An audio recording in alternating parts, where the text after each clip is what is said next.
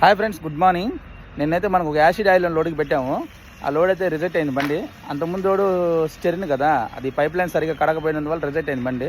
So ఇప్పుడైతే servicing అయితే వచ్చాను బండి, సర్వీసింగ్ పాయింట్లో పెట్టినాను బండి.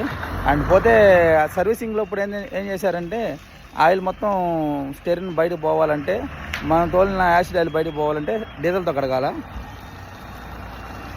ప్రజెంట్ ఒక 2 లీటర్లు తెచ్చినాను, ఇంకా చాలా ఉన్నాడు, మళ్ళీ తేవాలా.